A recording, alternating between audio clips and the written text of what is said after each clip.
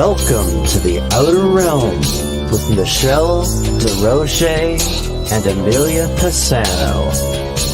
Airing live on the United Public Radio Network, 105.3 FM in New Orleans.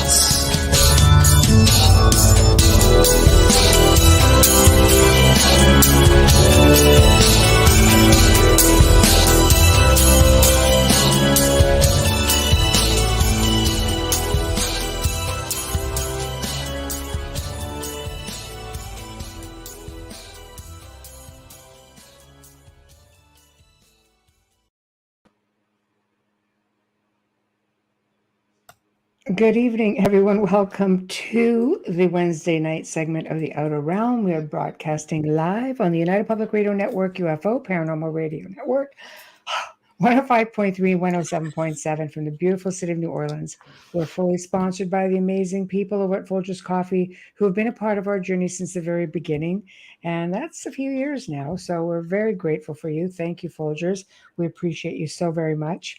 Also, big thank you to Dr. Snick, aka Justin Snicker, the sonic surgeon, for his contribution of his voice and his music and his time for the intro that you just heard, and for the outro that you might hear once in a while if time allows.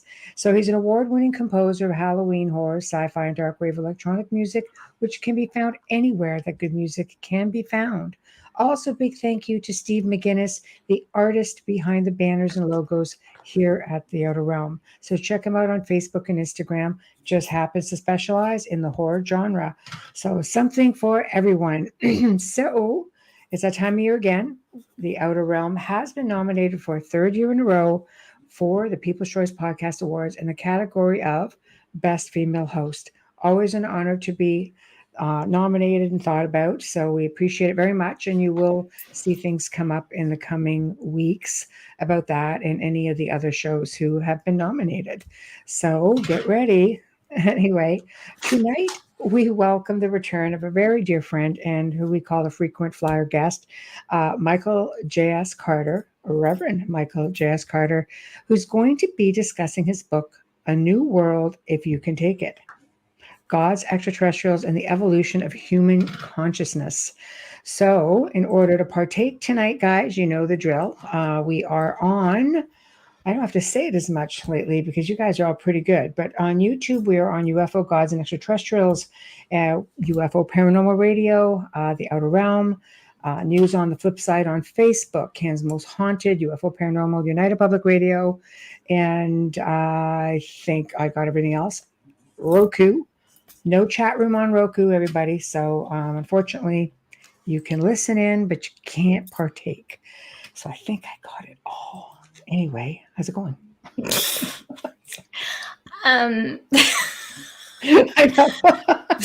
So I can't even look at you seriously with that thing. But he's got a Buddha belly too. I love him. I never thought I'd ever say that about something I made him. This is her handiwork. But he didn't look that weird in my house. But, I don't know. I could sit him on my lap. That'd be even weirder. He's pretty big, isn't he? He's pretty big, and he's one of a kind. I'm not making any, so don't message me. He's like the size it's only of for Michelle. Great. Yeah, it's only for Michelle. I try when I do special things not to, like, I never made another Peppa Pig except for Prince. But I try to make them as original and unique as possible. But this is it really made me laugh. I'm a little scratchy on the voice. It really made me laugh. I turn in and I'm in and we have our pre-thing and I'm just looking and I can't even talk to her. I love him. I do love him. He was definitely a work of love. I do love him. Dolly says you and Preston have a thing going on with the green guy. Well, thank Bubbles for that one. He's a big one too. He's only supposed to be this big. So, I'm just saying, like, I just changed everything. I changed all the rules, but that's what you have to do when you have a pattern, right? You have to make it yours. But anyways, I'm so happy you're enjoying him. It's just a little weird because it's just the second week. So it's like, I know. She's going to be chillaxing with me right now. Michael Carter gets to come on tonight and chillax as well with him. I wonder if, the Greys ever visit and wonder if, like, what is that? But Greys do visit. I think they just Do gonna you think check that they him out play and with say, him? "What's up with this guy?" Maybe they can name him while they're at it. I Yeah, don't know, we're but working on that. That I know, I one's know. tough. Hey, there we go, guys. Let's name the alien. Oh my God. Yeah. Name the alien. Now, remember when you're trying to name that alien, how unique Michelle DeRoche is. It has to be extra special. I So, know, and she I know. spits those things out like nothing. So just What, remember, but that aliens? would be interesting to hear what they have. I don't spit aliens out. No, No, you spit words out like nothing. it's true. But yeah, he's I'm just glad you like him. I wasn't sure. I'm like, well, I know because she loves me, she'll love him, and she'll just No, say I it. think he's Then awesome. I got this message that was and I'm like, it was the best feeling ever. It was worth it. See, he's got his little hands here. It's his little hand over here. Yeah, little. Supposed to be about 12 inches shorter, but I just had a different vision. They'd be like, Zork, what are you doing here? You're not following Zork. protocol. That's what the other Not aliens would be Mork? saying. Not Mork. I know, Zork. I know. So good show tonight. Yes. I'm really looking forward to. I've sent Michael, the link, and oh, there he is. Yeah, I have to everybody. write it. Here's a guest of honor. Oh, Hello. hello, everybody. Hi. How are you? Okay, long time. And I know we don't even have to do like the formal intro anymore No, because you're no, just no, like no. one of us. No, yeah. Not him, you. I know. I work with you. I know, exactly. That's exactly right. So You we were did just this talking go. about Amelia's her birthday gift that she made me. So it's Oh, got a little Buddha belly and everything. It's awesome. when was your birthday? I was back in May. Well, May 7th. We were still in May. It was We're on the still in May, 7th. Michelle. I don't really talk about it, but she doesn't let me forget it. Time No, goes. she doesn't Yeah. like talking about it, but I like to celebrate her. That's So a that's day. part 3. Well, why not? Why not? You Yes. celebrate your It's friends. a day, Hi, Dolly. You celebrate your friends. Yeah.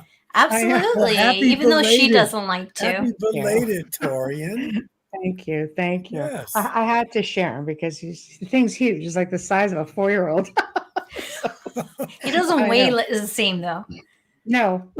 My dog weighs closer to a 4-year-old than that does. But yeah, he's very he looks exceptionally large there.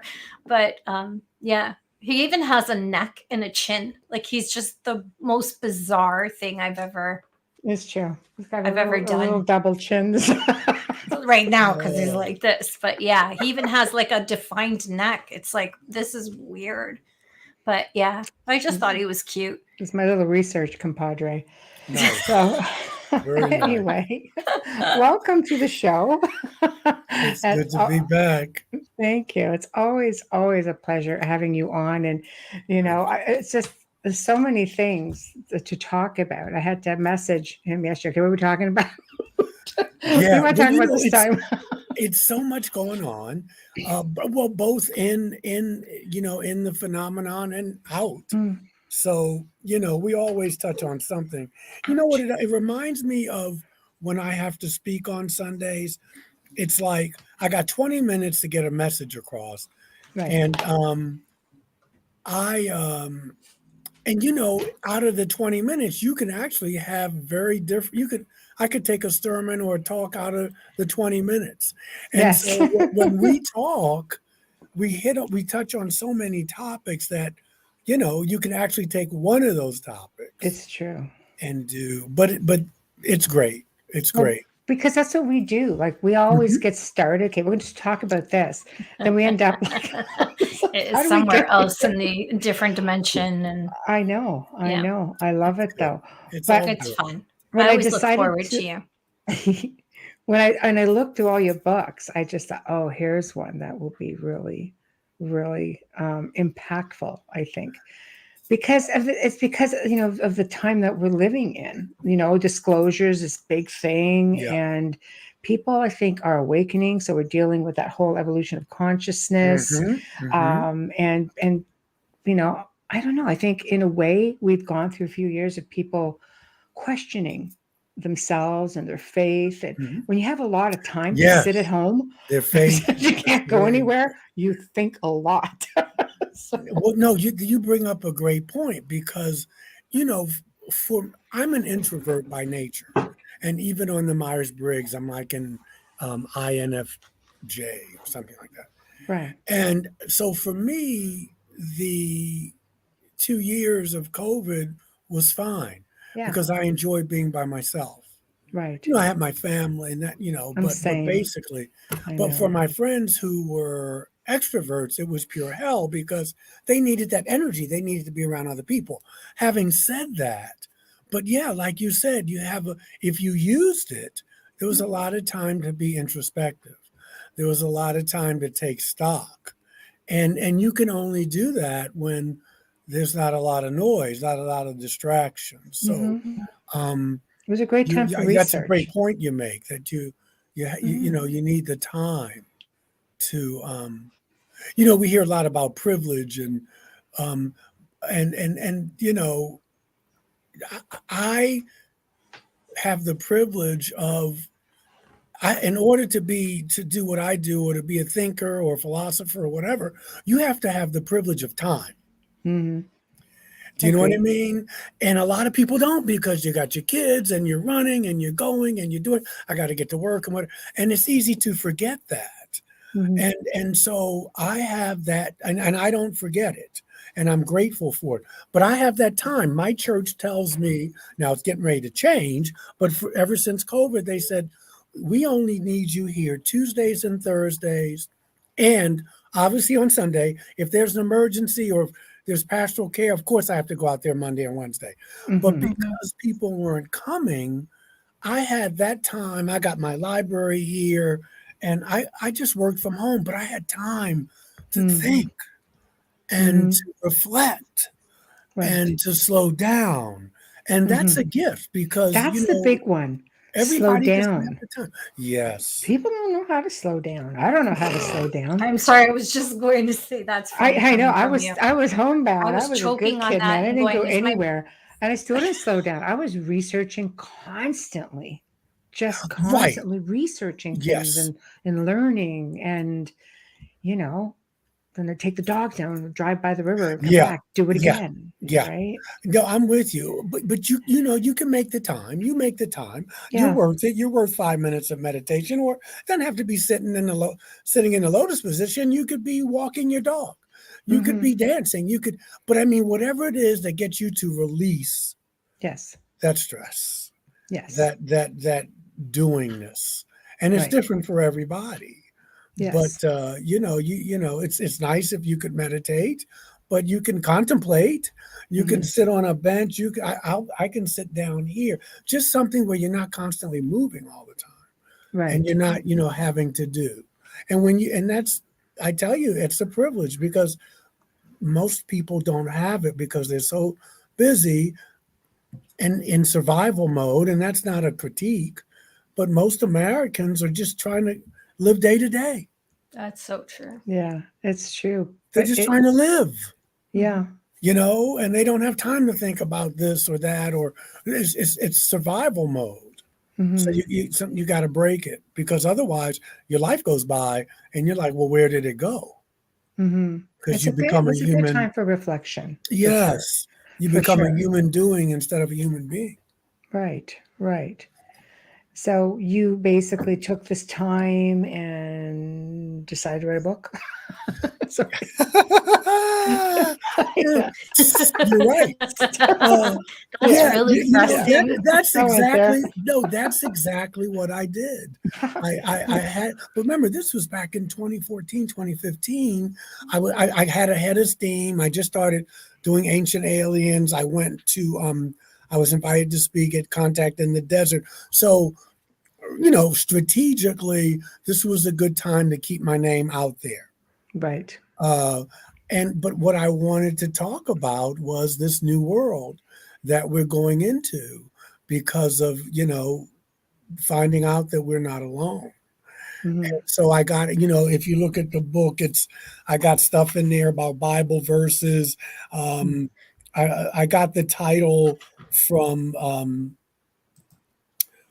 the day after Roswell, Lieutenant Colonel Corso's book, and he tells the story of being out in New Mexico at White Sands Missile Range, and he was stationed there in 1957. That's the year I was born. Wow. But he was stationed there, and he had a manuscript entitled "Dawn of a New Age," and he says he noticed a humanoid figure near an abandoned gold mine in the desert, a short distance from the military base, and the visitor telepathically, this is the colonel telling the story, said that if I know you've seen me now, and if you give me a 10-minute head start to get back to my ship, I'll take off, and this never happened. And Corso says that he replied mentally that 10 minutes would be an eternity. So he asked the star person, what do you have to offer if I do this? And the visitor replied, a new world, if you can take it. Wow. I love that. And he said that's after really that, deep. he said, go, this, I never saw you. Wow. And that's where we're headed.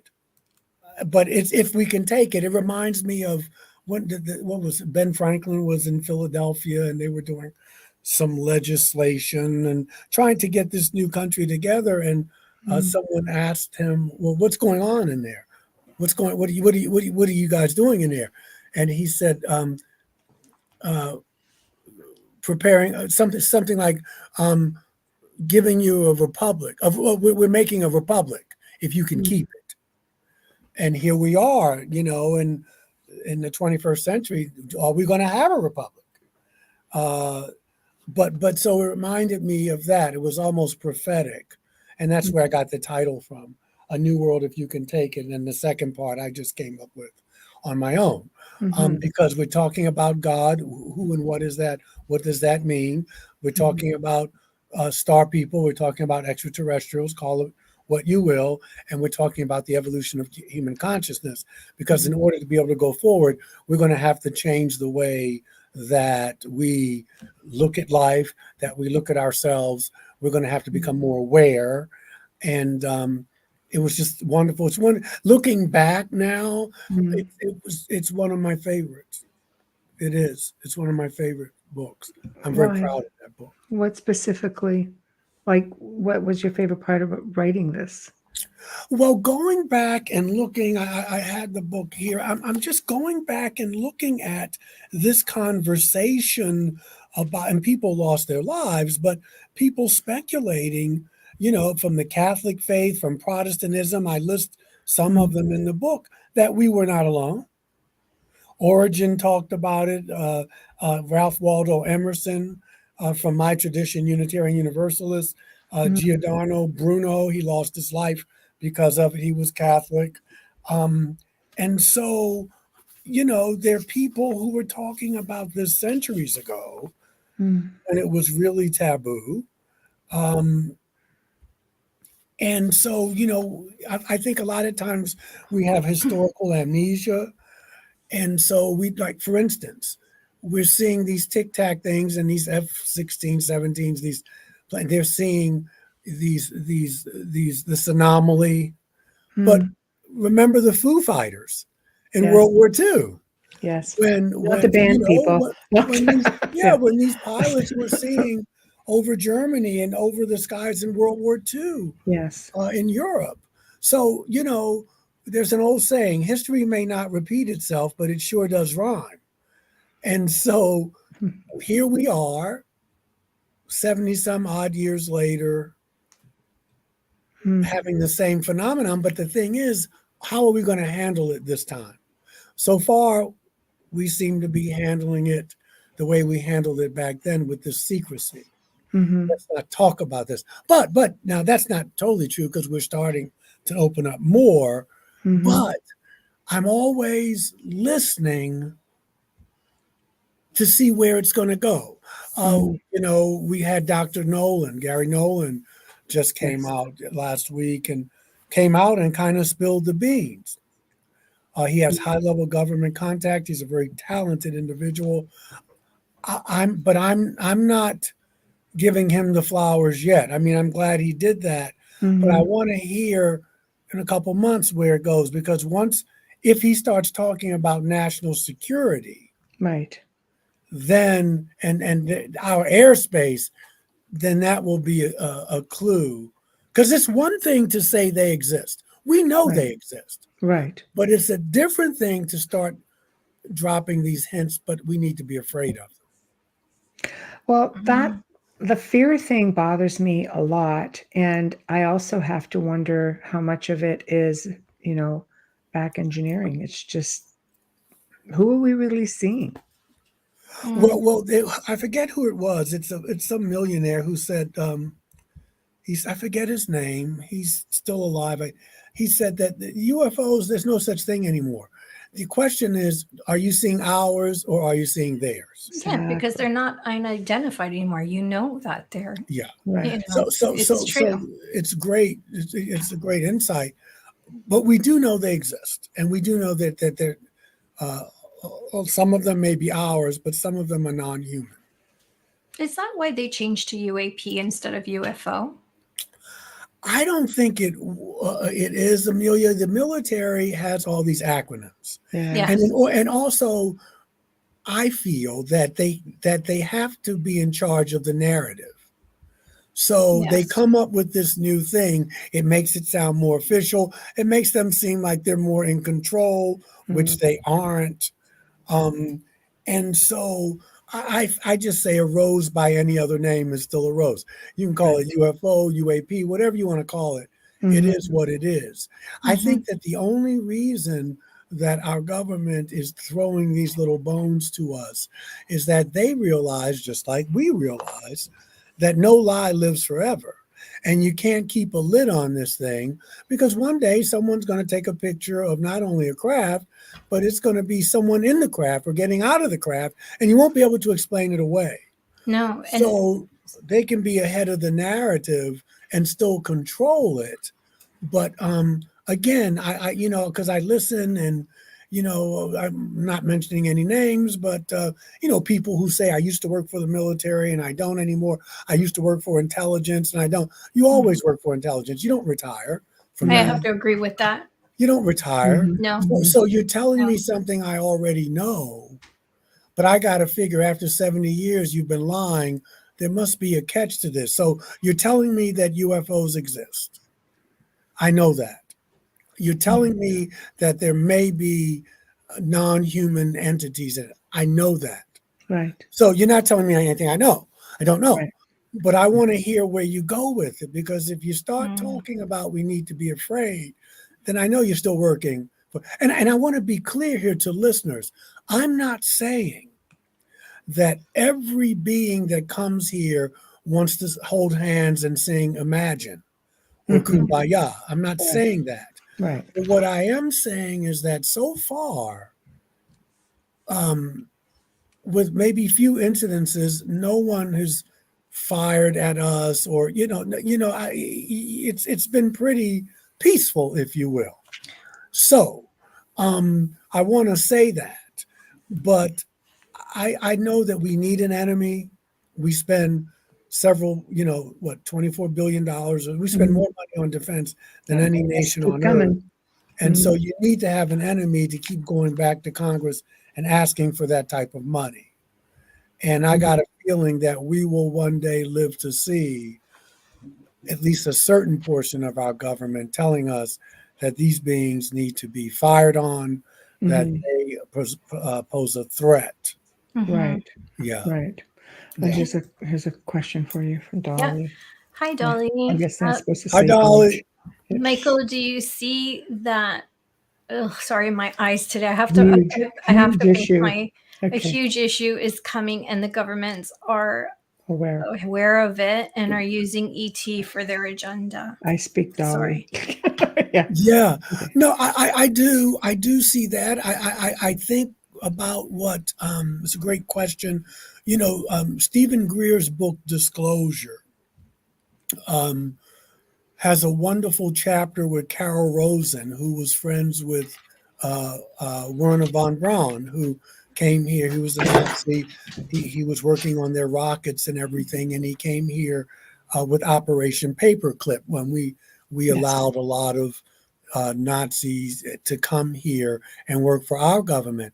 And she talked about, this was in the 70s that this happened, but she said that he told her, and I may get the order wrong, but he said first the American people were going to be told that it was terrorist. Then it was going to be Russia. Then it was going to be China. And then there was going to be one more enemy. And then lastly, there would be an extraterrestrial card. And we're seeing that. You know, yes, China and Russia have always, it was Iran, it was the Middle East, it was Iran, it was terrorists, you know, all these enemies. And she said that she was told by him that the last enemy we were going to be told about was extraterrestrials, and that would all be a great lie. But he told her that in the 70s. So, you know, when we're asleep, these folks are thinking. It's almost diabolical in a way about how to keep the control and the power that they have. Yeah. Yeah, I agree. And I think with that being said, you're always going to have, I mean, the money has to keep coming. You know, it has to keep coming. There's too many projects that need paying for it, and war means money. It's that simple. Always. I agree with you. I don't believe that they're all here to cause issues, and we don't know, you know, who's out there. We know for the most part, you know, who people have had experiences with, but you know, there are hundreds, if not thousands, of different races out there. So, and the thing that gets me is they're not all from the stars. Some are already here. Some have been here long before us. We're just one more cycle of a civilization making our way through this on this big rock floating around in space, you know, and I think if we go back to the ancient people, they emulate who they respected. Look at the monuments, look at the petroglyphs. You know, there seemed to be a good coexistence, at least, going on there. So where did that change? This is a question I like to ask. Where did it change where we as a race became fearful of all these beings who, I mean, you look at the Hopi, there's no fear. There's huge respect there. Go back and look at the Inca. Just go back and look at all these civilizations, you know? Yeah. When did it change? You know, I don't know. I think, well, I don't know, period. That's end of sentence. I think that there was a mixture of both, though. I think there was fear along with respect. I certainly see that in our religious life. And so, you know, yes, Dolly says the government's taught us to be afraid. And I think so. And I think maybe at that time there were some things to be afraid of because it was the unknown. I would say this. Now, if we go back to antiquity, you're talking about religions. I'm just looking at Yahweh as one person who ruled by fear, who was a tyrant, who was not of this world. And so you see this, that's when we get the thing, the fear of the Lord, the fear of God, you know what I mean? So we see that in Western culture, in the God Yahweh, who was a warrior God, you know. Yes. And if you go back to Zechariah Sitchin's work, and he's talking about the Sumerian tablets, there were two entities. One was more, I don't know whether it was Enlil or Enki, but you know, they were both very, very different in a way. But if we jump up to the Grenada Treaty, let's say that really happened. Let's say Eisenhower was approached. And I don't know what decision I would have made, but you know the story. He was Yes. approached by some humanoids who said, if you dial back the nuclear thing, we can show you how to grow spiritually. And Eisenhower said, I can't do that. Mm. So then a group of Greys offered technology. Now, not all Greys, Mm-hmm. a group of Greys. And, they make this pact, the Grenada Treaty, and it was broken. Right. But Eisenhower knew, we can't stop you. And so, he was supposed to get a list of names from people who were taken. And then, the cattle and stuff started. And so he realized that they had kind of gave him the okey doke and they were just doing what they wanted to do. Mm-hmm. So, but we want that technology. Mm-hmm. We wanted the technology. Right. We didn't care about the spiritual part. Right. Okay. And we all face that every day. I mean, that's the macro level, but we all face that choice every day. Mm-hmm. It may not be as upfront as that, but do I want to change my consciousness? Do I want to evolve? Because Mm-hmm. if you evolve, then you'll get the other stuff. It's like in the Agreed. Bible when Jesus says, "Seek ye first the kingdom, and everything else will be added unto you." Well. The thing about one of the things about, and I know I'm saying a lot of things. One of the That's things okay. about some of these star people is that they have found a way to have this, not all, but to have this evolved consciousness Mm-hmm. and still be able to deal with technology, because that's what's getting them here. Right. These ships, these probes, Right. these, and if we had that, if we had that consciousness, we wouldn't be in the mess that we're in today. And it's not going to happen like that, but you have to be willing to change. Mm-hmm.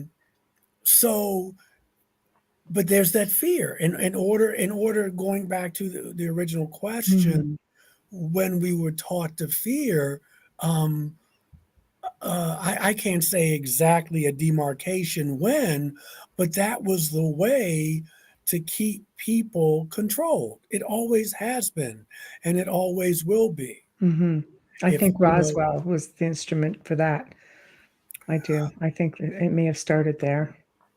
Well, yeah, I think we could say that. I mean, on one hand, Michelle, Amelia, it's happened way before. I by my calculations, because religion is kind of my thing. I'm going back to West. I'm going back to not as far back as the Sumerian tablets, but when Yahweh came, even though it's based on the Sumerian Yes. tablets, and that's what Sitchin was talking about. But here we have this God, and which has all even 20 some centuries later, we're fearing God. You're supposed to fear God. Yes. Now Jesus came along and said, and brought the love ethic in, but most of us don't pay any attention to that. It's nice, it's a nice sentiment, but it's about fear and power. Right. And you see that even with so-called religious people. The fear of the extraterrestrials, though, we could say kind of started with Yahweh, but in our modern times, our governments have been telling us. First, they said they didn't exist, and now they do exist, but you need to fear them. Same thing with religion. When I was talking about this 25 years ago, there were no evangelical or more conservative brothers and sisters talking about it. Then they started talking about it. They said, okay, you're right. They do exist, but they're evil. So I call that progress, because now they do exist. Right. But again, there's the fear thing is But that they're still fearful. but they're fearful. Right. It's a tough pill to swallow, because you're conditioned from the time you're a small child. Yeah. And you take this with you throughout your life, and to try to have an open mind with something like that. I mean, we've had guests come on and say Jesus was an extraterrestrial. Oh my gosh, there are people out there just that's blasphemous, but and then you have people, very logical about, the research going, no, think about it. Yeah, I mean, I an say advanced that. race I who think he was a could do all these hybrid, and miracles, and I make no bones about it. I just sit back and go, I'm open. Well, I'm open. Hit me. but there's always going. See, the thing is this: there's always going to be people like that. Mm, Doesn't make them bad people, and you can't see. The thing is that you can't let that energy keep you from going forward. right. We see it happening now in our politics and our religion. There's some people who want to stay back Mm-hmm. and keep the status quo because change is anathema to them. They're afraid. But life always goes forward. Now you can go with it. You can go kicking and screaming, or you can be a dinosaur. But Right. life always goes forward. Right. And so you're never going to get 100% consensus that everybody's going to agree. Mhm. But you get enough people, and then you can move forward with something. And what's the old saying? Yesterday's blasphemies are today's truths. Right. Right. Yeah. Go ahead, Amelia. Sorry, this is going to take us back a bit, but I'm so curious to know if you heard about yesterday on a podcast. They discussed the UFO sightings in California from 2021 over a Marine base. Mm-hmm. Did you see that hype today? It's everywhere, including MSM. I did not. Jeremy Corbell joins a podcast and he talks about, and he shows the videos of the triangular aircraft hovering over a military base. This film footage was captured by the Marines on the base. Let me know. Look into that and let me know what your thoughts are. Because like I said, when I see triangular, I always think, Many people they do believe it's Air Force. It's one of ours, the triangular ones. And I have a problem because it's right over a Marine base and they didn't catch anything. Like it's evident and it's very, very shaped. But see, don't get caught up in whether it's true or not. No. Because it is true. They probably did. It's the same thing with the Phoenix Lights.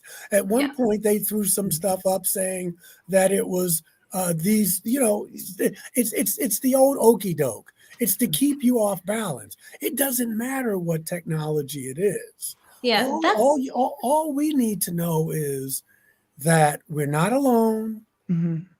and that we need to change our consciousness to go into this new world. And really, Amelia, I get it.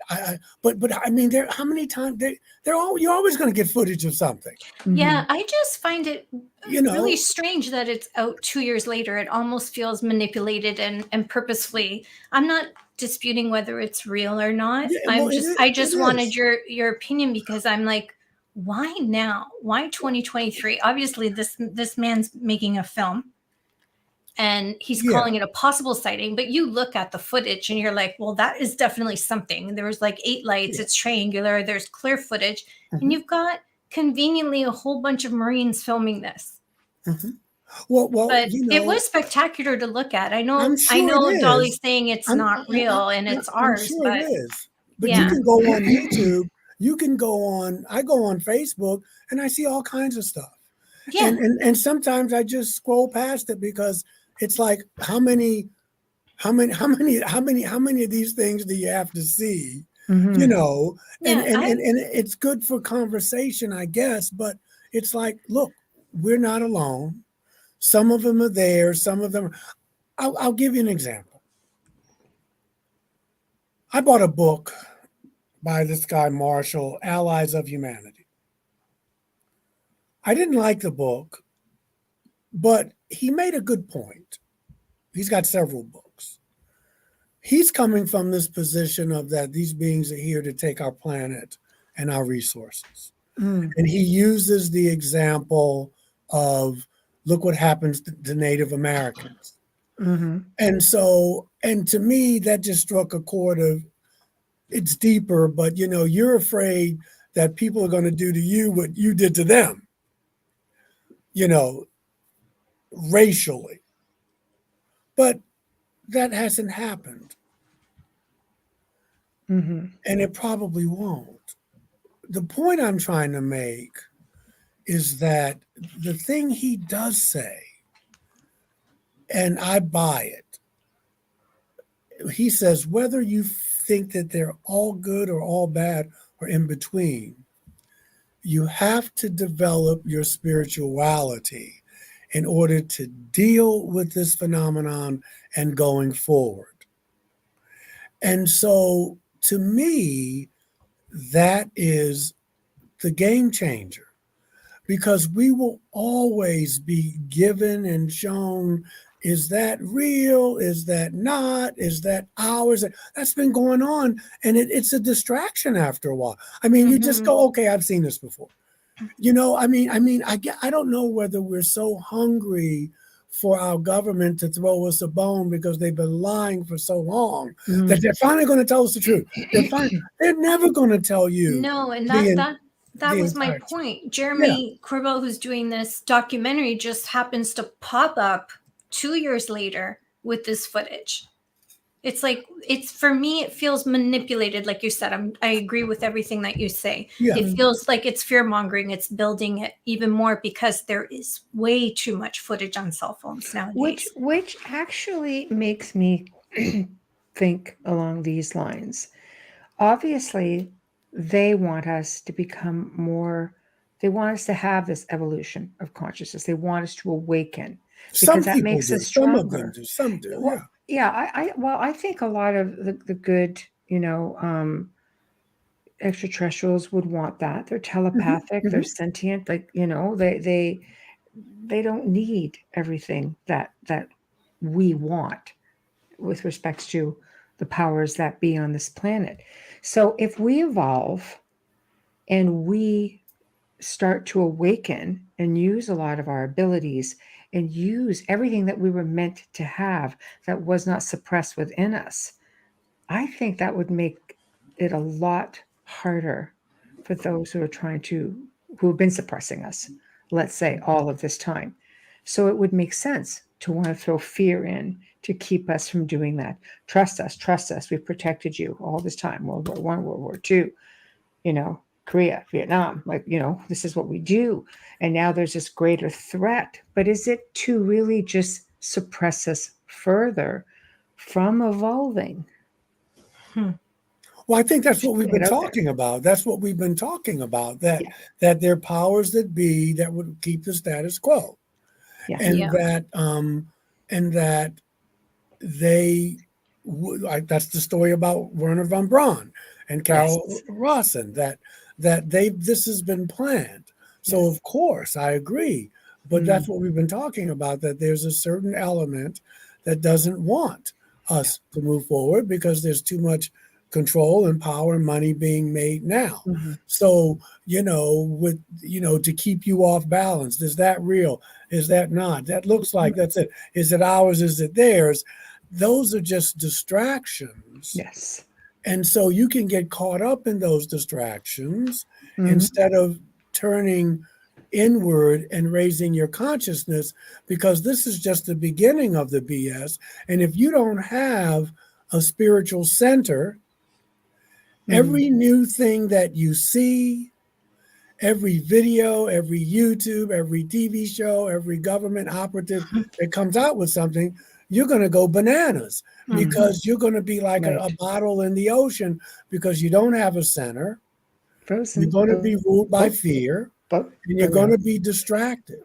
Yes. And so the only way that I know of, and I'm not the only one, is to change your consciousness.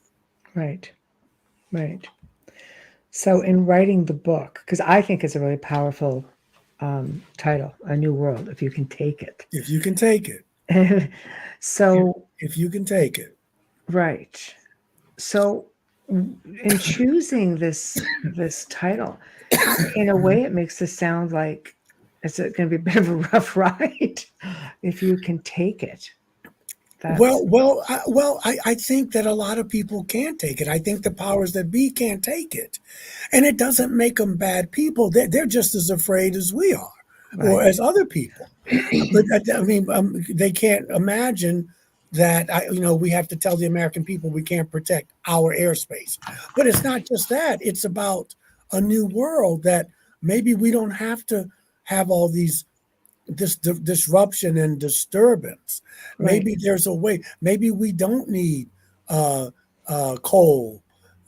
Maybe there are other ways for. Maybe we can feed everybody on the planet. Maybe we can at least try. Mm-hmm. If I'm ExxonMobil, if I'm a CEO, I don't want to hear about UFOs. I don't want to hear about 0-point energy because I'm making too much money now. Right. I don't want to hear about technology that's going to be. I'm making money off of this stuff. Right. And so there is that element that says this is anathema. We don't want this. You've got to be afraid of this. We can protect you. Trust us. And if you don't trust us, that's a problem. Right. So this is can we take this new world that's coming?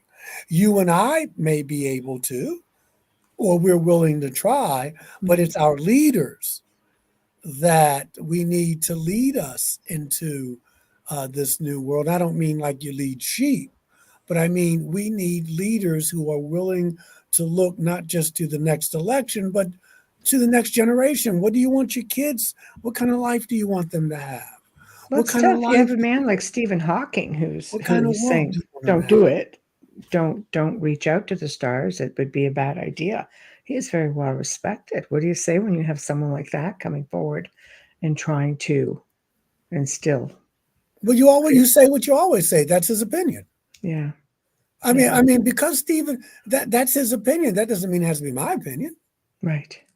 Yeah. Right. Yeah. I He agree. stands up I and goes to the agree. bathroom just like we all do, like all men do. Yeah. You just have a lot of people who follow the mainstream. Right. But you can't, we talked about this on the other show. That doesn't matter. Yeah.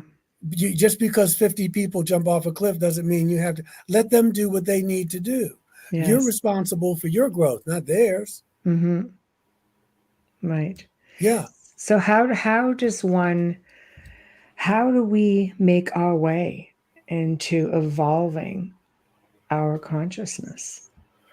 This awakening. I can't say what everyone should do. It's tough I times think right that now. we need to spend one of the things that all genuine spiritual paths stress is that you spend time alone. That you can't hear your authentic self if you're busy, if you're worried about the triangle craft, or if you're worried about is it real, you can't. And those distractions will so whether it's Buddhism or contemplative Christianity or Taoism, they always talk about being quiet and spending time alone so you can hear. To study, if you're a religious person, you study your scriptures, you study your text, you spend the time to find out who you really are. The best way I know to do that is to spend time alone. And you can do your dream work. I mean, there's nothing sexy. It's the stuff that everybody's been talking about for the last several hundred years. Right. There's no magic formula. You have to put the work into it. But it's the gift that keeps on giving in a world that's getting busier every day. In a world that's telling you what you need to believe, in a world that's banning books and doing this stuff. The only way you can navigate that is to know who you are. Yes. Yeah. It's funny. You pulled the words banning books right out of my head because I was reading. Yeah. I was reading about that today. Yeah. Banning books. There's perpetual war. We're always at war. Yes. I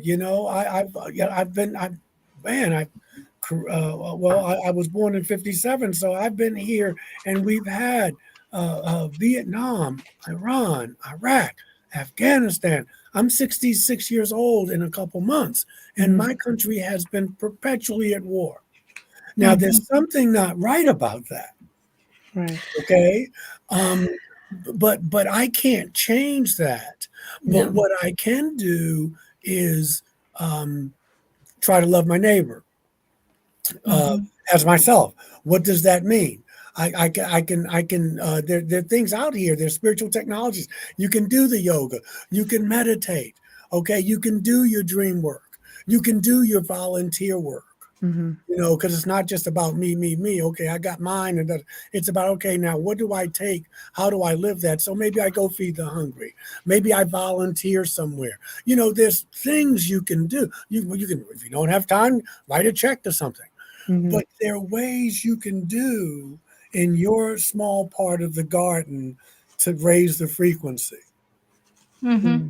And you don't have to worry about what the other 9 billion people on the planet are doing, because that doesn't concern you.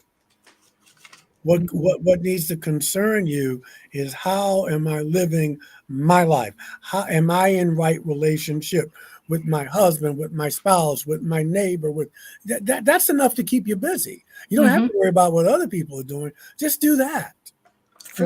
For the first time today, I'm not going to say which prime minister this is or president is, said in a press conference that they are taking our right to our books, our right to our religions, our right to our identities, our right to everything, and we are not going to allow this to happen. I will not allow this to happen. And I'm like, finally, someone is speaking up rather than being a puppet, which is another show. But that I let a little bit of it go. Is really out there for the people. And I was really impressed by that statement, because I thought it took a lot of guts.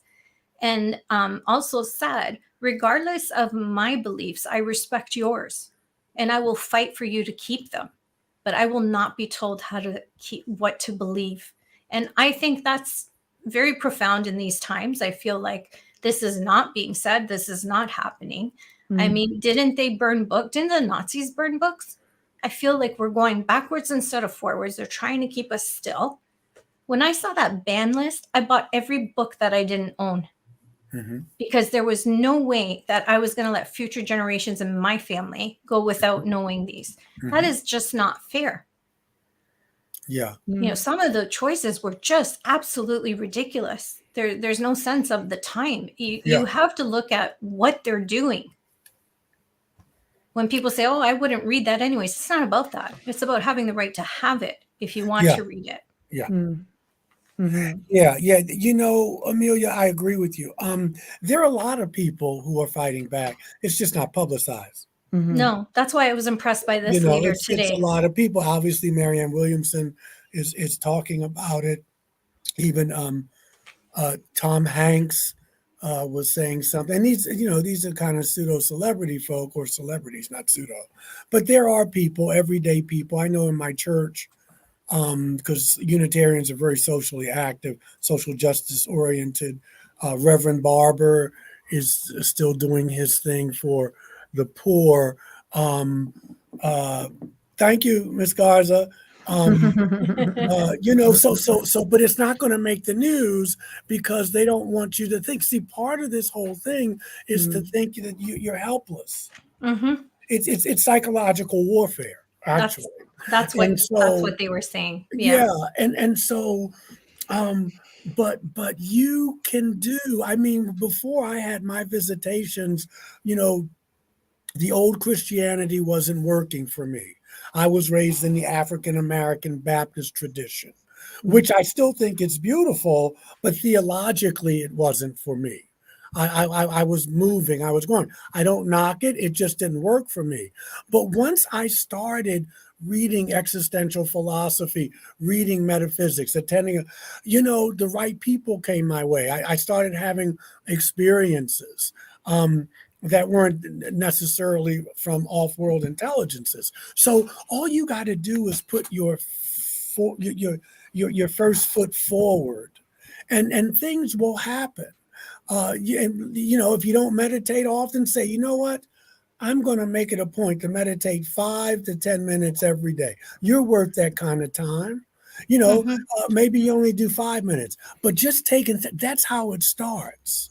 And then, I'm going to start reading some other things that are going to lift me up in the mornings. Maybe I'll read some of the old Seth material, or, whatever it is, what you know what you like to read to get you going. And so now you're starting a practice, and that starts working on your inner life. Yeah, routine does. Yeah. It's like I go to the gym to swim. Okay, but my point being is that we exercise the physical muscles. Everybody, summer's coming. You want to have the 8-pack stomach, and you want to get, have the butt and the bikini Yeah. and the tight jeans. But you can do nothing wrong with that. But you can do that with your spiritual muscles too. Mm-hmm. Right. And so, if you like being around people, maybe you go to the metaphysical church, or you go to a Quaker. You know what you need to do. Your spirit will tell you what you need to do. I think the key is listening. But and that means you got to be quiet. That's right. That means we're not living in that world. I agree with Dolly on this one too. We're not living in that world. Is chatty. Shut up. Everybody's just too quick to share their opinion and not listen to someone else's. I feel in my soul that it's so important to step into other people's cultures to understand where they come from. And you will realize that we are very much alike. And that's a big step. And then once you can get past that and you're more loving and accepting, you're raising that consciousness just by asking people questions about their lives. And I just find that important. I know it's a little bit off, but. Well, trying to, I think, doing whatever you have to do to raise your vibrations. The universe is about vibration and frequency. That is a mathematical fact. So I think a big part of that is consciousness. And I think people, this awakening that people are going through, I think they need to recognize it, because I think when things start happening, if they don't understand it, they back away from it. People don't like change. Yeah. They're not good with change. A lot of people aren't good with change. No, no one likes change except a wet baby. That we know that. This has been going on since time immemorial. So it depends. For me, for about a year and a half, I went to a soup kitchen, and I fed, because a lot of things with new thought and metaphysics and stuff, it's very individual. But the thing is, you got to remember, and that's been the big critique of new thought, that okay, you got yours, but okay. So I said, okay, what can I do? So I decided that every Wednesday I was going to be at this church. It wasn't my church, it was another church, and for an hour and a half I would be there. Now that's I'm still meditating, I'm still working and doing, but I'm also helping my fellow human beings. It's not just like I'm a monk and maybe I've been in other lifetimes. I'm just sitting in a cave and it's all me. And I don't mean that in a selfish way. If you're called to that, but you got to take your gift. Picasso said, the purpose of life is to find your gift. The meaning of life is to find your gift, and the purpose is to give it away. Right. So because otherwise we can just, what can I do? What can I do? Well, people out here need food. Some people volunteer at the hospital. It's a beautiful feeling when you feed people, though. It's an amazing feeling. It's a way that not only I'm doing what I want to do for me, but I'm also helping, because we're all in this together. We're all in this together. And, when you're down, or when you forget how fortunate you are, when you do these things and you see people who don't have what you have, it really wakes you up. It reminds you, hey, I got a good life here. You know what I mean? Because it's easy to forget that. It's easy to let the things you want make you forget the things that you have. This has nothing to do with extraterrestrials. We're talking like human beings. This is what I'm saying. That's all icing on the cake. Absolutely. But there are ways to go out. Sometimes I speak for free for people. I do energy healing with people. Some people I don't charge. There's a way to get because it doesn't mean anything if I say, you know what, I meditated for 5 hours and I see auras and I channel somebody named Junebug. Okay. But that's me. What am I doing for out here? Because that's where the rubber hits the road. That's because we can get really self-absorbed. No, especially nowadays. My favorite saying is stay in gratitude, happiness lives there.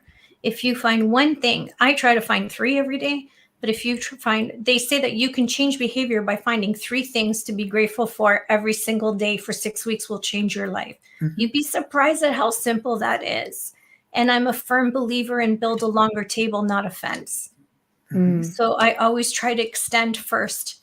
And if it's not taken, then I know that I shouldn't be doing it, but I always try. Right. So I think that's important. And I'm not trying to raise myself up. I'm trying to just get across to the audience that it's very simple. It's such little things that you can do that might not mean much to you, but could mean the difference of a life to someone else, because you never know what someone else is going through. Please, there's so much judgment and hate on social media. It's ridiculous. It's really ridiculous when Time Magazine is writing huge articles about it. It's got to stop. Can you get this? Yes, of course. I'll squint. Hi, Faye. Says totally resonating with me, especially about what you were talking about, early childhood experiences in religion. Mine was as a Methodist. I feel I have been constantly guided from that early experience, and I'm still continually guided to much more. Beautiful. Yeah. I mean, if you know, a lot of us have the same path. We knew that the way we were going wasn't for us. There could have been past life stuff. It could have been, but this is not where I'm going. But like I left the Baptist tradition, but here I am. Because of my knowledge of the Bible and other religious traditions, now I can speak to other people. But see, you can throw out the baby with the bathwater. And so I can be bilingual. That's a huge saying in Italian. Bilingual, you know what I mean? I can speak to my Orthodox Christian brothers. We may interpret it differently, but I know what they're talking about. Right. And so, but you know, that path, those things help me out now. And there's a reason for stuff. Kierkegaard said life is lived forward, but it's only understood backwards. And so as you journey on your path, you realize that, okay, the right book came my way at that time. This person came into my life. Maybe it's my partner. Maybe it's not. Maybe, but there's an intelligence that's walking with you, if you will. And the only way you can tune into that is to take the time to be still. Our friend said she was guided. Yes. Yeah. And now she knows she was guided. Maybe she did then, maybe she didn't. But the only way you know is when you stop. You don't need the distractions. Okay. I mean, not unless there's something really, I'm not saying don't look at footage of UFOs and stuff, but just know that, okay, this is, it could be real. It could be not. It could be ours. It could be theirs. I've seen this before. I know we're not alone. And then you move on, because you can get so caught up into that you get, oh, well, is it not? And what did they say? And then what did he say? And then, and then you've lost your center. I think you definitely have to be aware of the distractions. I mean, distractions are presented on a regular basis to take away from many important topics. It's like a squirrel moment. You're just like, oh, look at that. You're not really paying. Yeah. Last week they were talking so much about Trump's rape trial. Now, I'm sorry that woman got raped if that happened, and the court said that did happen. But when I see stuff like that, I go, well, okay, what's that? The distraction? There's a bigger thing going on. What is that? Now, I may not know what it is. Well, I may not get it until later. But I'm saying, of all the things that are going on in the world, I'm being told this is important. This is important. And I know that's not important. I know it's sad that you have to question what's really going on. The G7 summit was happening at the same time. Exactly. There was very little coverage on it. There we go. It's all coming out now after the fact. That's what was happening. I just think it's sad that we're at a point right now where you can have really, certain media coming out, and it takes away from something really important that's going on behind the scenes. It's sad we have to question it. That we have to question, okay, what's really going on? Like, it's sad that we're at that Well, point. but that's part of the waking up you were talking about, Michelle. Yeah. Waking up doesn't always mean that it's kumbaya. Right. Waking up means that, oh my God, Awareness. they've been doing this for centuries and I'm just getting it. Yeah. And it's so okay to be angry. It's okay to be angry. And some people call that conspiracy theorists. Well, they can call it what they want. Right? Yeah, but again, yeah. You don't want to be so other. Who cares what they call it? Is what I'm trying to say. Yeah. I'm just throwing it out there because it's a big thing. Well, they do, and they always will. Yeah, they always will. Right. I mean, this has been going on since Buddha and before. Right. It doesn't matter.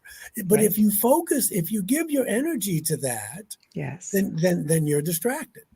Right. Yeah, because so the key is you can get the distractions. And read between the lines. See it's hard through sometimes. the veil. Well, when you stop caring what other people think, then you become awake. Then you become a dangerous person. I don't care what, you don't want to be, if they can call you whatever they want. Yeah. They call people before you whatever they want. Yeah. But you know what you need to do for your life. Yes. If there is a judgment, and I don't believe in that, but they're not going to say to you when you die, Michelle, what were the other people? What about them who call? No, we're talking about your life, Michelle. Mm-hmm. Let's review your life, not Michael's, not Amelia's, not the people who call you conspiracy theorists. Not that we're talking. What did you do with your life? Mm-hmm. And once you can focus on that, it doesn't matter. Mm-hmm. It doesn't matter. No. So yeah. Go ahead. Right. Oh, thank you. I was going to say what people don't see, and I see it because I had a child who was constantly doing things extracurricular after school all the time, but her choice. Someone once said, we are overscheduling our children, and it's not. It's true. It is very much true. It seems to be a bad thing if your kids aren't in something all the time. Here's a distraction. This is my point. It seems to be a bad thing if you actually sleep 8 hours, then you're not working hard enough. It's a bad thing to relax. It's a bad thing to not constantly be moving. These are small little distractions in our everyday lives that we're not seeing. I said we need to stop glamorizing zero sleep and huge schedules and overscheduled kids, because these kids are growing up in this day and age, and they're not having normal lives. Mm-hmm. They think it's weird that we drank from a hose. I'm Generation X, and I'm proud that I had that lifestyle. And I had to learn to be independent. That was who we were. It was just a different time of life. But I feel like some things old need to be new again. Yeah. Yeah. Chris's theory on... Yes. Hi, Chris. They used to call women witches and burn them at the stake. So what people call you might matter. Maybe. I guess it depends who's paying attention or who's doing the name calling. Yeah, that case is... don't let it get to you. I think that finding ways... I think the whole theme of this is finding ways to be alone with yourself and connect with your higher self, obviously, because you need to evolve into your consciousness. And that collective consciousness also is connecting to everybody else.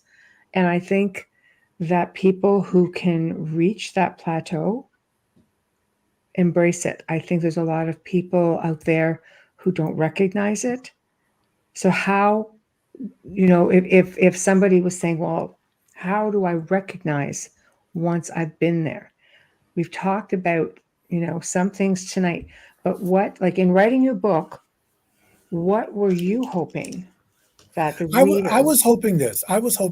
Okay. And I hear your question, but that's a personal journey. Yes. There's no formula. If Right. you do A plus B, this will happen. Yes. But some people don't you will recognize it. know, people will know by how their spirit speaks to them. Right. When I wrote this book, I Mhm. had obviously experiencers in mind and people who were struggling with religion or just trying to get a context. When I lived in New York City, I was a student of the Course in Miracles, and this was before Marianne was running for president and before she was on Oprah, and she was going back and forth from LA to New York. It was at the age was in its heyday, so she had a big gay following, but not only that following. And so when she came to New York, I would attend her lectures, and she said something that still sticks with me. She said, "If you have something truly to say, there's truly someone who needs to hear it." Mhm. So I took that to mean that I don't have to worry about. I mean, I had to know who my audience was, but I put the book out there, and those who needed to hear it Mhm. heard it, and those who didn't. Right. And it was just as simple as that. Everybody wasn't going to agree, and that's okay. It's like when I go to work on Sunday. But the seeds were planted, and I just trusted that. I like that. I just trusted that. And so far it has been true. Right. But the spiritual path is there's no formula. That the way I get to my path, it may be different from the way Amelia does. Mhm. So, but when you take the time to be with yourself, Mhm. you will hear the voice that speaks to you specifically. It's almost like people with psychic abilities. Some people are clairvoyant, they see. Some people are clairaudient, they hear.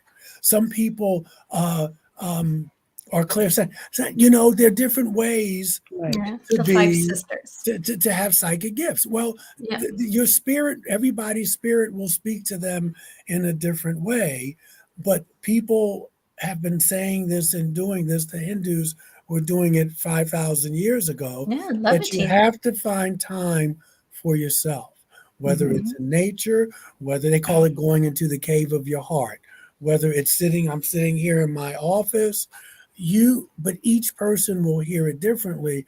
But one thing that's universal is they all say you have to spend that time. Right.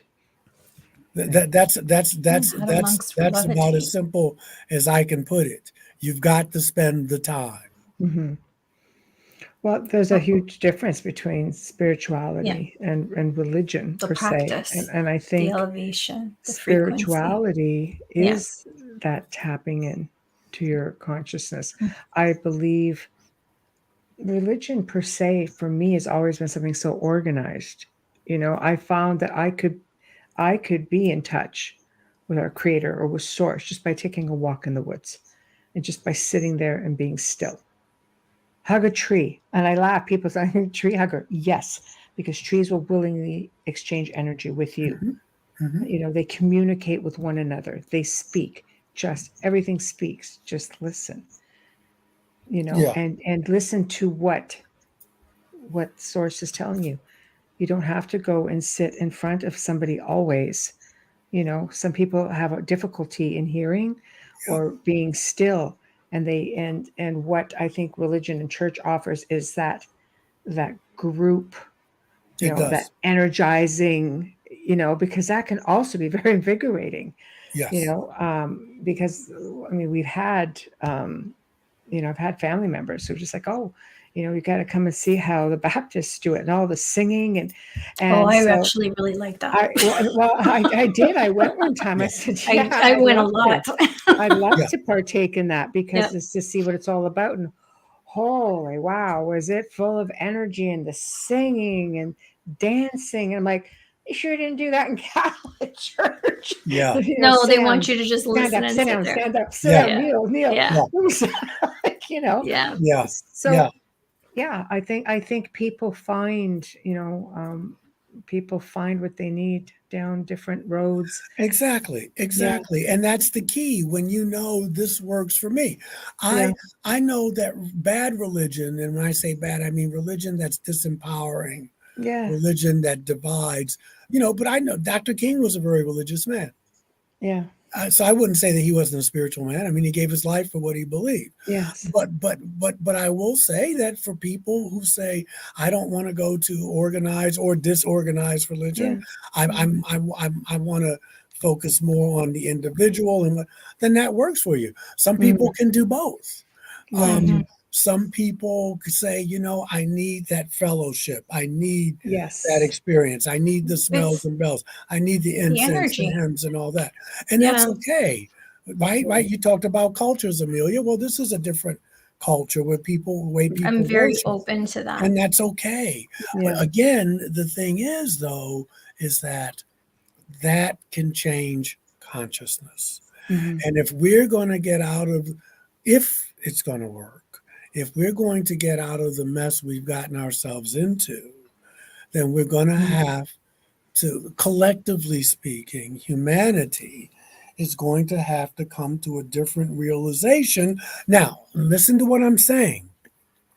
Humanity is going to have to. But notice what I'm not doing, concerned if they don't. Because I have to do what I have to do. Because I can't control 9 billion people. But if we're going to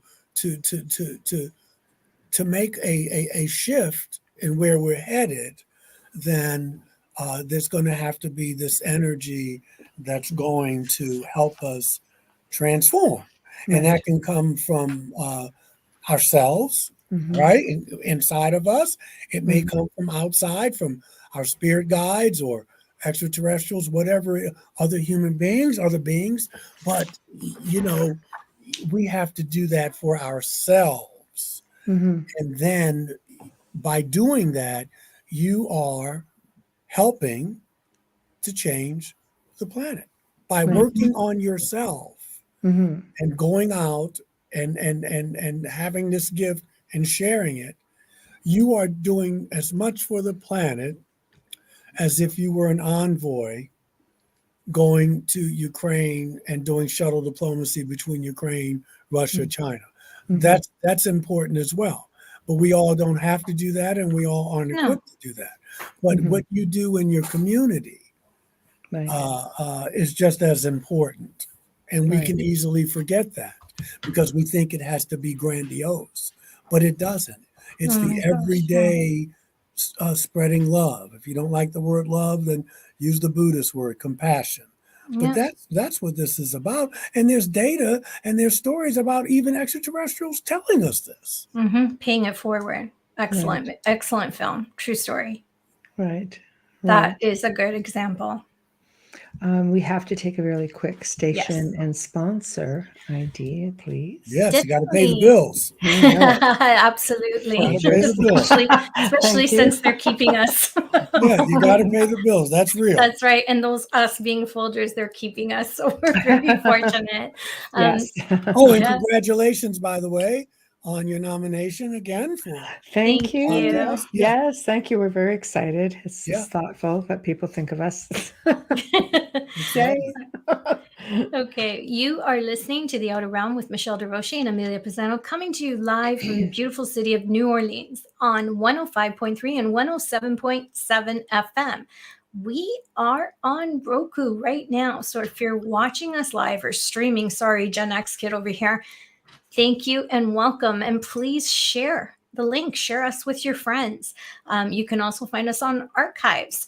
And if you're just tuning in, our guest tonight is Reverend Michael JS.Carter. We love having him back because he is just so inspiring and so much fun. And he really does raise this vibration. But if you missed it and you're just coming in, no worries. You can stream our archives on any platform that you normally use. It's that simple. There's about 250 of them. So just check and search us. You'll find us. Huge thank you to the amazing people at Folgers Coffee for sponsoring our show and continuing to sponsor us. Thank you again. A shout out and a thank you for our intro and outro to Dr. Snick, the sonic surgeon, Justin Snicker, award-winning composer and musician. You can find his music on Amazon and Bandcamp, and check him out on Facebook and Instagram. He's always dropping links and little clips of his music for you to sample. If you are listening to us on Facebook or watching us on Facebook and YouTube, please make sure to give us a like, hit that subscribe button, and please share us with your friends. There we go. And back to Michelle. I feel like I'm back to you, Barb. I feel like I should be saying sports or something. Thanks. Tongue-tied. My voice is gone. Everybody's happy in this house, but not me. Can I say something to you ladies? Yeah, of course. And I mean this from the bottom of my heart. I'm going to cry. What you're doing with this show is what we were talking about. You're raising the vibration. You're empowering people. You're getting them information. You're giving them knowledge and wisdom. You're not forcing it on them. You're doing it with compassion and kindness. You're doing it with authenticity. And so when you if you get so caught up, because we all do, I have people that bring me back and go, dial it back. You're doing it. Just remember that what you're doing, and people are responding. This is why you got nominated again. This is why you have guests who want to be on your show, because this is powerful. What you're doing is powerful. You're on the airwaves.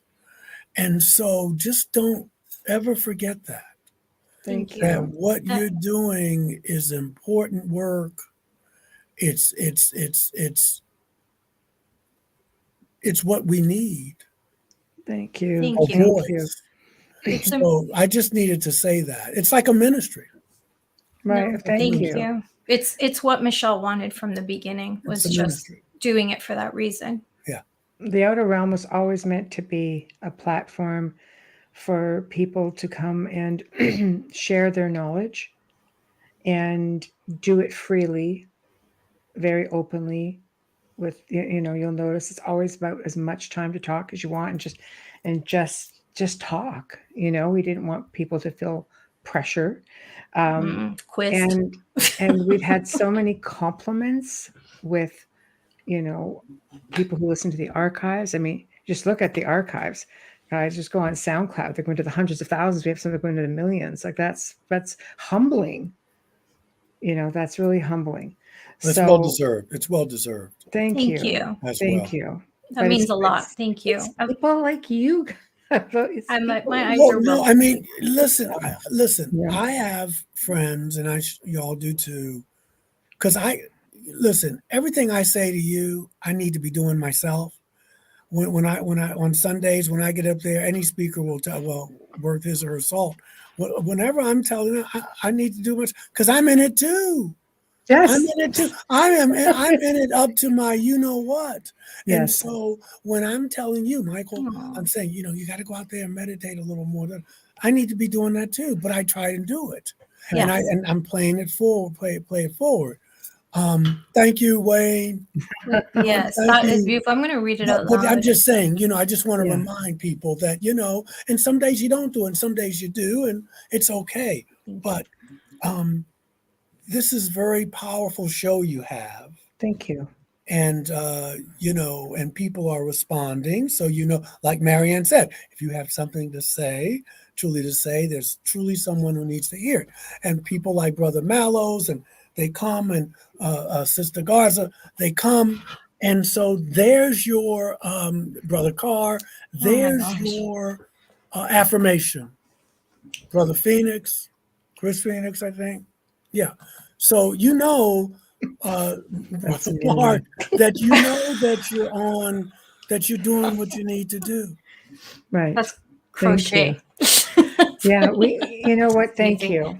Thank you so much. We're proud of the show, and we're humbled, by people who enjoy it and want to come back week after week. And we're so humbled, for us to say we've got 3-4 month waiting list. It's very humbling that people wait that long. We had to move it back to 4 months because it was almost 8 at one time, and we couldn't keep up with it. And we're like, we can't book you that far ahead. Schedule that? Yes. Yes, See, yes. your cup runneth over. And that's because you're doing what you need to do. And people take the time to listen. They don't have to listen. When I go to church on Sundays, they don't have to be there. They could read the Times, have a cup of coffee. They could make love. They could do that before they get to the church too. But they're taking the time to come, right? Which means that I'm saying something. I'm doing something right. Our churches, and same thing with your podcast. Thank you. Thank you. I'm so humbled by that. Like, I just want to cry. Well, you make it that much more special, and we're glad that you're coming back on. Oh, I love coming on.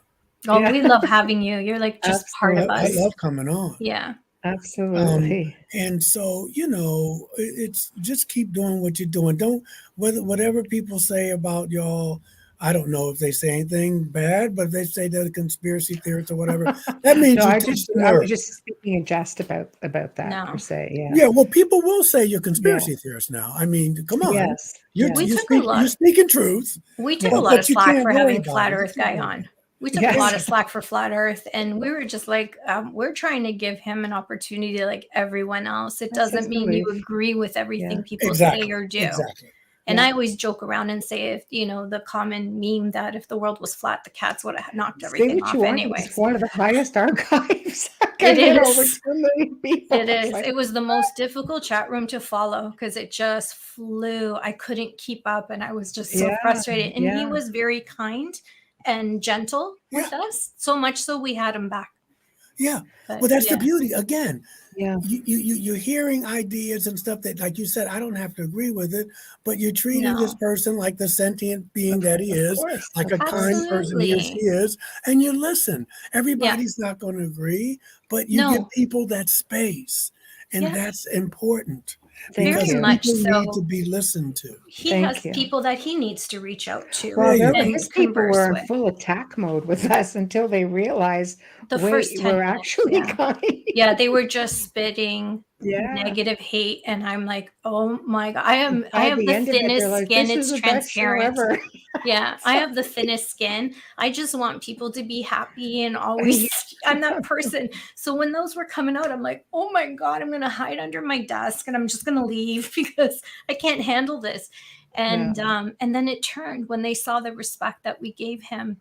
It changed, and all of a sudden, that energy that was coming out was so beautiful. The energy right there talks about the awakening and evolution of consciousness. Absolutely. You don't because your vibration was high. Yes. Mm-hmm. You don't have to agree with other people. You're making my point for me. Yeah. Yeah. I find people insult too easily now. And I think we live in a world of communicating through text. We don't sit on the phone anymore. We don't this is great because you're face to face and you're having that conversation, but over text, over memes, over social media, there's no feeling behind that. You can't tell. It's just your assumption and how those words make you feel. You don't hear or you'll feel it. Mm-hmm. And I think because we live in that type of a society, it could make it very difficult to wake up in that manner because people become conditioned, and it's really difficult to tap into those emotions of wanting, feeling that vibration, feeling that frequency go up. Yeah. But you're doing it. You're contributing. This is the easy part.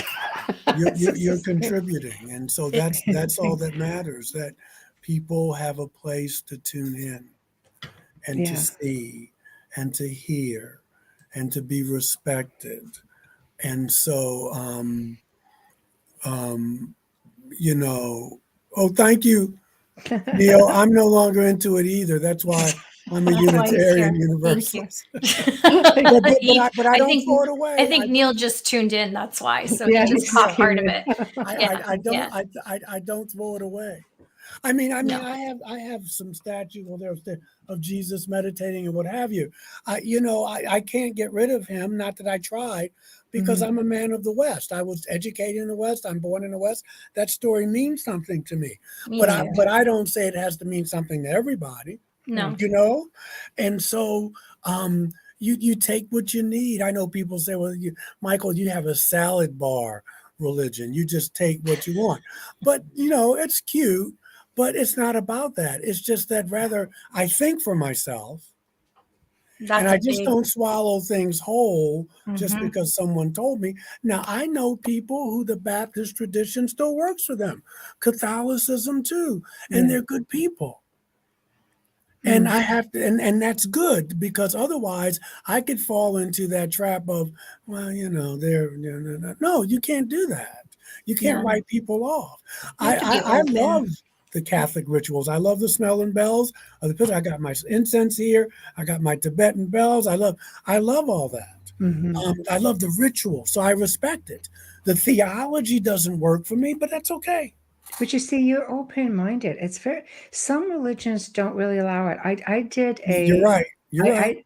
I did an interview, because I do a lot of other people's shows, and they're You're a very, very Christian fan base. Yeah. And it was a friend of mine. He goes, okay, Michelle goes, I have a lot of Christian fan base. Okay. I'm just like, I That's always good. behave. I'm very respectful. That is But good. as soon as they saw me, so just like, is she a witch? Oh my gosh. Yeah. And one woman's like, something's very wrong right now. And I'm just sitting there thinking to myself, goodness. you guys are all killing me, but thank you.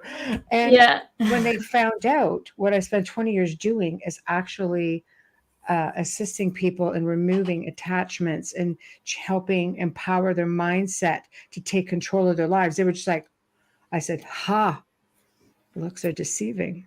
And they just all went like, I went, no, and we do that all the time. And everybody went quiet. We do it all the time. I mean, it's part of being human. Then they filled the whole Patreon chat room after that because they had a million questions. Yeah. But I'm just like, man, oh man, you see, like, open your minds. Huge is the moral of that specific little tidbit of story is open your minds, because if you don't, I think being able to evolve that much higher is going to be that much more difficult. And I believe we need to, if we want to exist in a world where so many people right now really want contact. They really do. They really want to believe in something fresh. But we're made to fear. But you could see just because I read a lot. I've spent a lot of time reading. I don't participate a lot on social media because I'm really not on it a lot. But every now and then I'll catch an article. There's certain groups I like to follow. And I love to watch the stories and get people's points of view, because it assists me when I'm having a parlay, like tonight. It gives me an idea where people's minds are at. They're curious. They want something new, something fresh, but they just don't know how to let go of the old. Yeah. That's true. I believe that, and I see that as you do. But again, that's what your show does. That's what my ministry does. Yes. And I think that there are always going to be people, and they're not bad people. People have different lessons to learn at different parts of their life or lifetimes. So there's always going to be people who are going to say, well, that's distasteful, or that's not where I am. And you go, okay, but you have to do what you have to do. You have to walk your path. Yes.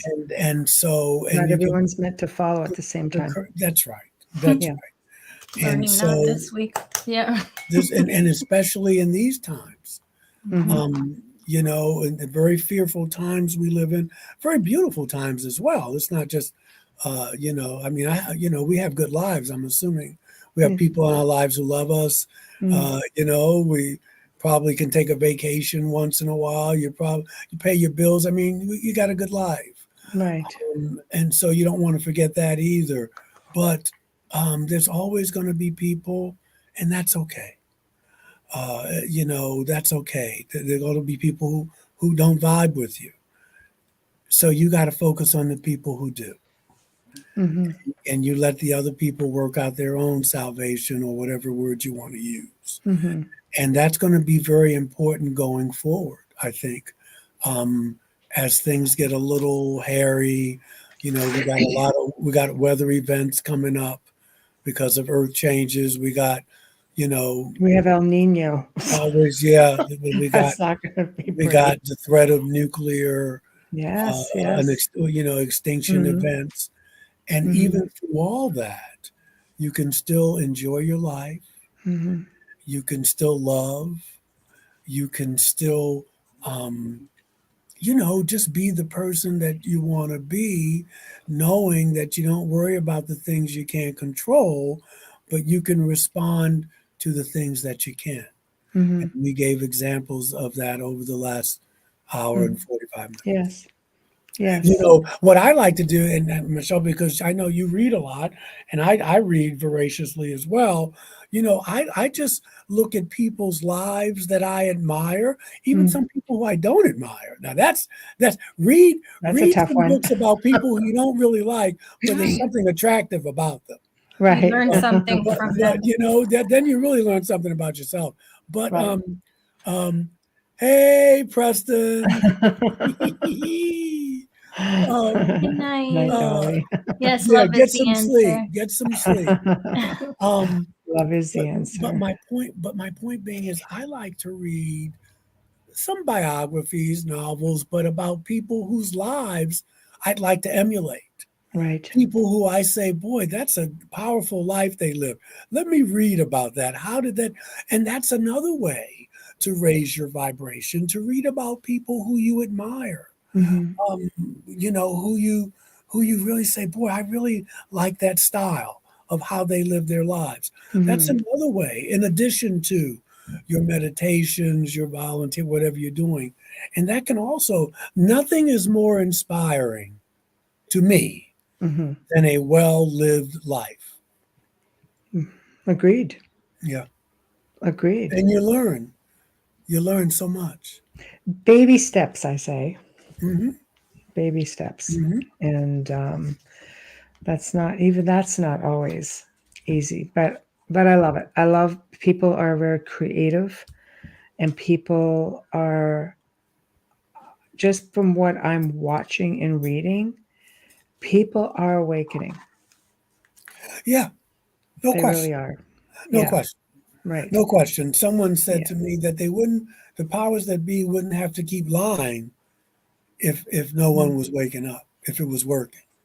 That's right. So, and that's something to keep in mind, that no matter how dire things look, Mm-hmm. there's people out here who are everyday people.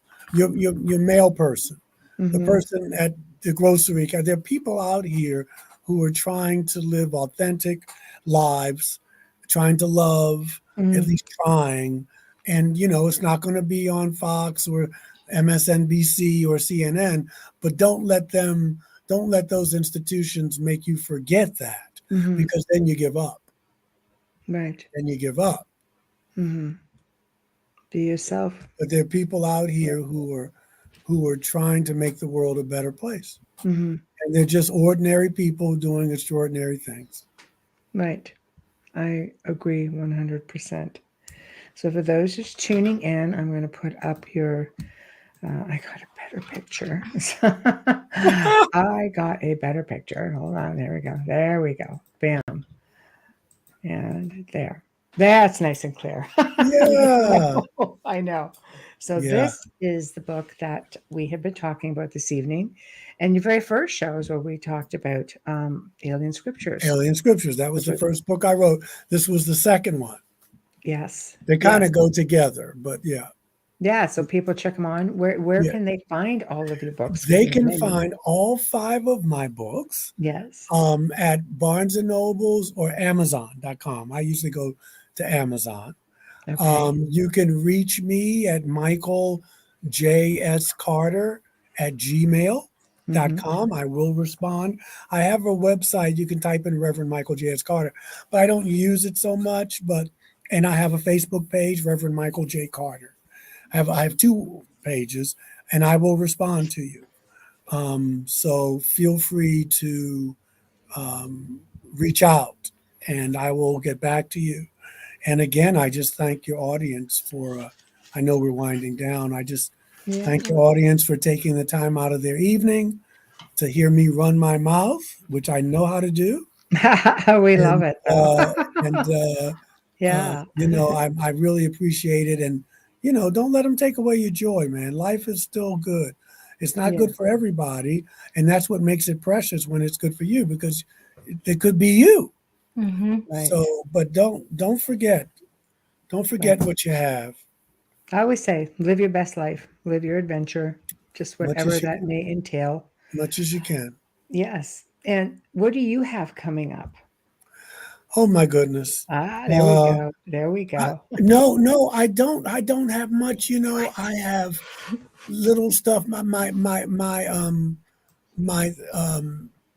mom has short-term memory. I think it's Alzheimer's. I'm going to go to Baltimore I'm sorry next to hear week. And my dad, they're in their 90s. My mom's a 2-time cancer survivor. Just the mundane stuff of life.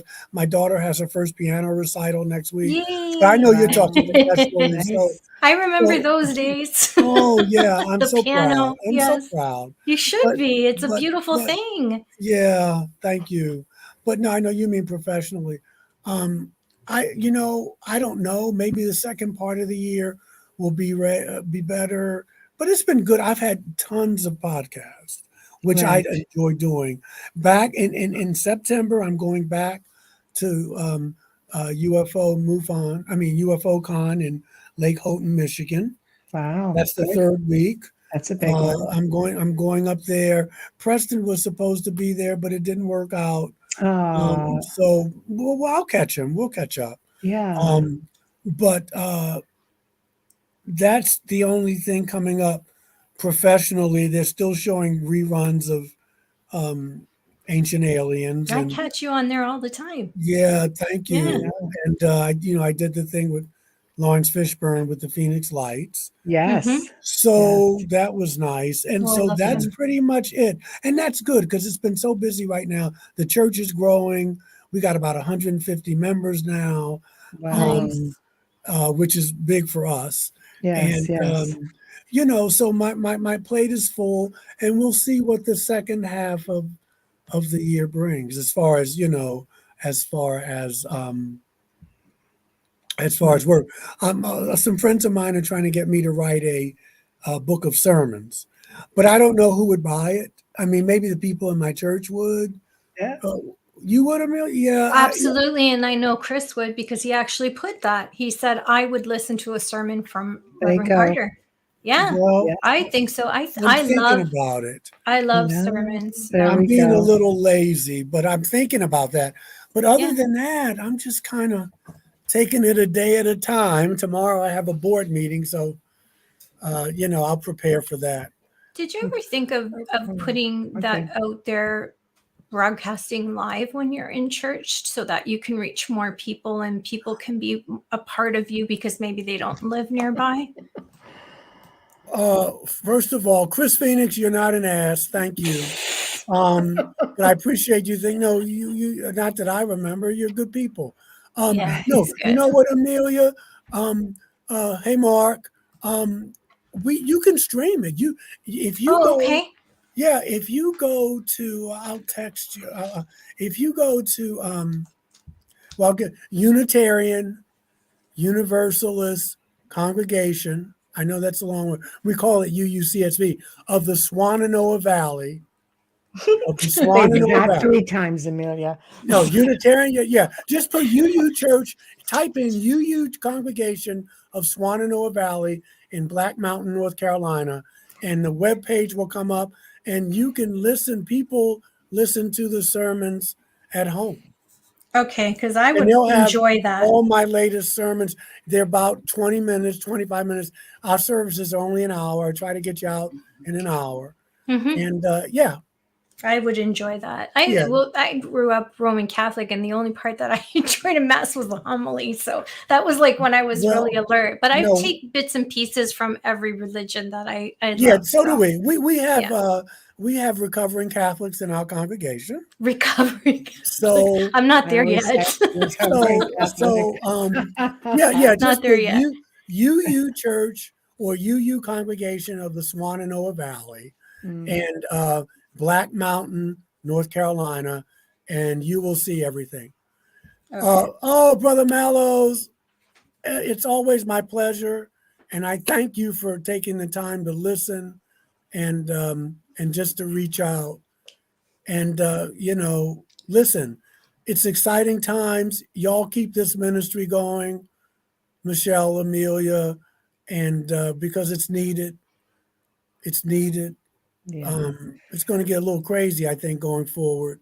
With just social stuff We and do everything. we do crazy. It It's is. okay. It is. Yeah. No, we no, do yeah. crazy, I mean, okay. what's Yeah. going on Yes. around the world, our Yes. nation, a new Yeah. world is being born. A new Yeah. world, if we can take it. The world of I censorship. love that. I have to be very careful. A Very new world, careful. if we can take it. Yeah. Yeah. Yeah. I think so. It was a great title. It was a great talk tonight. And we're always so delighted when you join us. You're just very Well, I'll see you inspirational. soon. I'll see you in July. Is it July or is it August? What did you August do? 30th. I August just wrote it 30th. down. Yeah. August Okay. 30th. Yeah. That My one. memory's bad, but I have it written No, down in it's my okay. Mine is too, but she just my sent it. phone. That's why. Yeah. That's my daughter. Oh, it's Aw, beautiful. beautiful. Now 3 million people just got to see her. Yeah. I love it. I'll tell her when I see her. Yeah, that's right. You Just were who on you the were show. tonight without even knowing. I don't know to tell you this, but you were on the show with me. Yeah, Exactly. I never even thought I'd have a daughter, but here we are. There we are. I understand the feeling. Yeah, you never know where life's going to take you. I said I would never be married and I'll never have a child. And if you want to make God laugh, you tell her your plans. Yes. I said I'd never marry an Italian, and I did worse. I married a Sicilian, and he would laugh at that right now. Oh, But yeah, I always said nice. I will never marry an Italian. Yeah, you just can never say never. And I would never go on a blind date, and that's how we met. Yeah, never say never because you You never know never what know. the world brings you. It was never. Yeah, I I never think we wanted to both get married. deserve. Never wanted children. Not that because I didn't love children, because I didn't love the world. That's Yes, a big I reason didn't for feel not. the world was safe enough. and you didn't want to bring them up into this. Exactly. And I had 3, and they're all adults, and they're Yeah. all doing wonderful. And I'm like, Yeah. I'm still, a mother bear that they're like, okay, you need to really give this up at some point. I don't think so. Let me tell you, it's a great adventure. Yeah, it is. It's a it wonderful is. adventure. The best. Absolutely. Well, Michael, my friend, I am so. Are we going to say goodbye now? We did, and I'm sorry. Not goodbye. See, we'll say till next time. Until next time. And Well, live I'll catch you. I'll and catch live you on long and Sunday. prosper. Right. Yeah. So yeah. Amelia, text me on Messenger if you forget, but let me I know have what it you written think. down. Michelle, we're always in contact. Yes. Just have a great night. I'll see Thank y'all in you. August, if not before. You Okay. too. Enjoy your Absolutely. long weekend. Yes. Listen, you too. Be safe out there. Thank you. Well, you too. Thank you. All right. See y'all later. Good night. Maybe I'll go to sleep. I need sleep. I need my sleep. I need my beauty rest. I'll see y'all soon. Good night. Good night. Bye-bye, y'all. Bye. Well, that was fun as always, but I can't believe how fast it went. It's just always too fast sometimes. But big thank you, to Michael J.Carter for joining us. He is delightful. He is knowledgeable, and he's just such a pleasure to share space with, honestly. So huge thank you to him. Huge thank you to Folgers Coffee for sponsoring tonight's show and every night show. We are so appreciative of them. Also, big thank you to Dr. Snick, Justice Snicker, for our music intro and outro. So thank you. Big thank you, Steve McGinnis, for the artwork that you provided to us. Thank you. Also, guys, remember, please, if you like what you're hearing, whatever platform you're on, like it, share it, subscribe to it, follow it. We appreciate you so much, and we thank you. Tomorrow night, the Outer Realm welcomes the return of Chris Stiles, and he's known for his research on the Shag Harbor UFO occurrence out east in Canada. And this time, he's going to be discussing in great depth his research on the book that he wrote called The Shelburne Sweep Clear 5 mission. And he's also going to be the first guest that we're featuring who will be speaking at the Halifax Paranormal Symposium this coming October. We're going to be featuring the majority of the guests, just so anybody who's interested in going to check them out is going to have some idea of what they're all about. So until then, we shall see you guys tomorrow night. And thank you all for tuning in. Everybody makes it so much more fun. Everybody in chat makes it even more exciting. So thank you. Thank you. We appreciate you as well.